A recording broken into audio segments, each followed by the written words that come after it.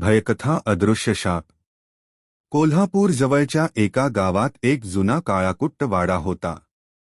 त्या वाड्याबद्दल गावात एक अफवा पसरलेली होती. त्या घरात एक शाप आहे, जो दिसत नाही पण माणसाला संपवतो. कोणीही त्या वाड्याजवळ रात्री जात नसे.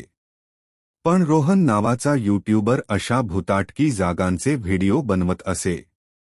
लोकांनी त्याला त्या वाड्याबद्दल सांगितलं आणि तो लगेच तिथे शूटिंगसाठी निघाला. रात्री 12 वाजता तो कॅमेरा आणि एक मेणबत्ती घेऊन वाड्यात शिरला. आत शिरताच त्याला विचित्र थंडी जाणवली. भिंतींवर काळे डाग होते, जणू कुणीतरी हाताने ओरबाडल्यासारखे. रोहन हस्त कॅमेऱ्यात बोलला, मित्रांनो, आज आपण आलो आहोत त्या प्रसिद्ध शापित वाड्यात. पाहूया खरंच इथे काही आहे का. तेवढ्यात धाड, मुख्य दरवाजा आपोआप बंद झाला. रोहन दचकला, पण तरीही तो धैर्य दाखवत पुढे गेला. एका खोलीत त्याला जुनी मेणबत्ती दिसली. तिच्याजवळ एक फाटलेलं पुस्तक होतं. पुस्तकावर रक्तासारख्या लाल अक्षरात लिहिलं होतं, ही मेणबत्ती पेटवणाऱ्यावर अदृश्य शाप जागा होईल. रोहन हसला. लोकांना घाबरवण्यासाठी काहीही लिहितात. आणि त्याने ती मेणबत्ती पेटवली. क्षणात संपूर्ण वाड्यात कुजबूज सुरू झाली. तू आम्हाला जागं केलं. रोहन घाबरला.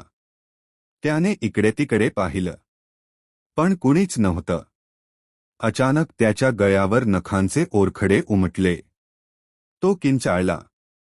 कॅमेऱ्याचा स्क्रीन आपोआप चालू बंद होऊ लागला. आता त्याला स्पष्ट जाणवत होतं, कुणीतरी त्याच्या अगदी जवळ उभं आहे, पण दिसत मात्र नव्हतं. मेणबत्तीची ज्योत काळी झाली आणि भिंतीवर सावकाश शब्द उमटू लागले. आता तू बाहेर जाऊ शकत नाहीस.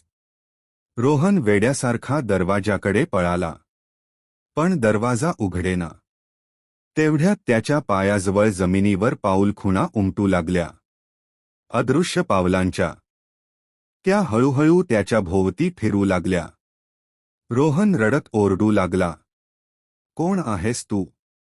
अचानक त्याच्या कानाजवळ एक आवाज आला, शाप आता तुझ्यात आहे.